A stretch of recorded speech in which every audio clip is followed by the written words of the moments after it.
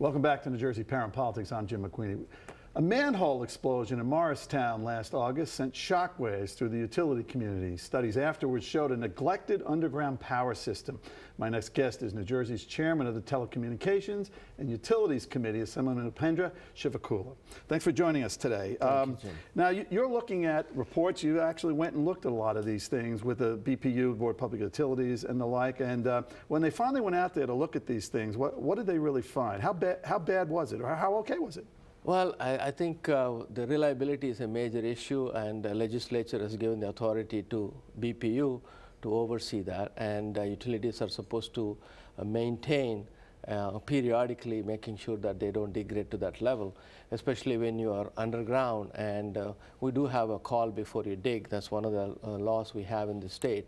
Also, when you are underground and they're not properly grounded and a lot of water gets in. Well, when you pulled up those manholes and you started looking at what's down there after all those incidents of August, did you find something that scared you, or you're finding something that's minor, or you tell the utilities that everything's okay?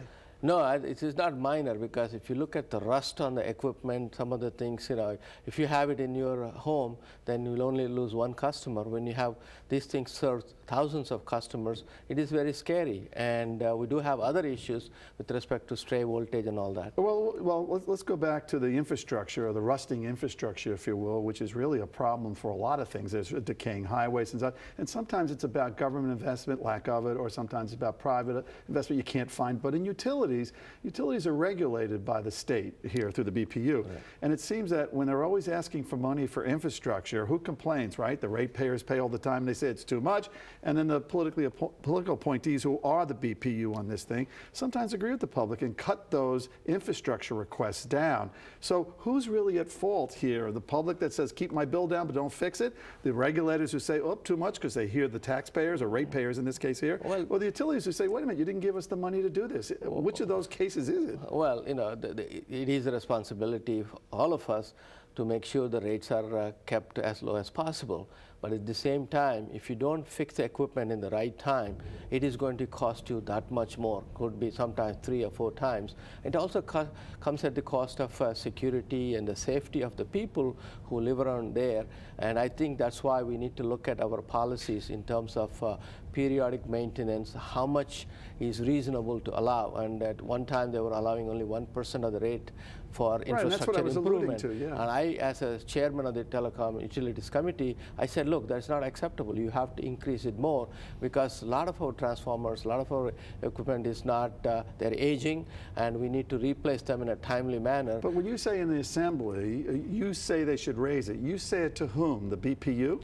No, I think when we have meetings, stakeholder meetings, we give our input, and if the BPU can come back and say, look, we want some legislative authority, they don't require that. They already have that. Well, to start this, the houses that which we saw in the summer that had the manhole damage and the other gas damage here, when you look at this, is it one utility in particular that you're looking at, or one utility that has the problem? There are a lot of power utilities in New Jersey. I think the largest utility in New Jersey is PSE&G, and definitely I think JCP&L is number 2.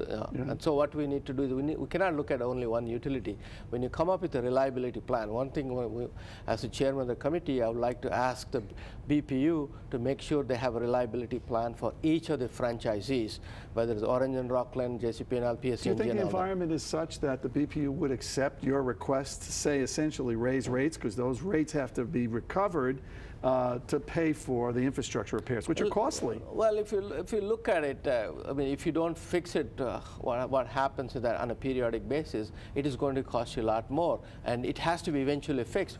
I mean, you saw what happened recently in Hurricane Irene, and then people, lots of 2 million customers were left without power for a number of days. One last question before we go: are we any safer?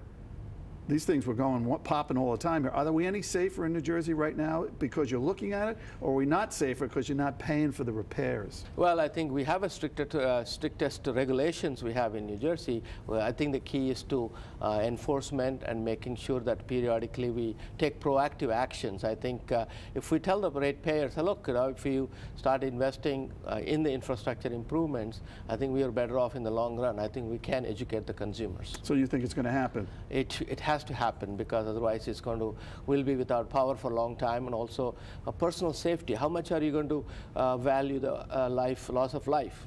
Okay, very good, Assemblyman. Thank you very much.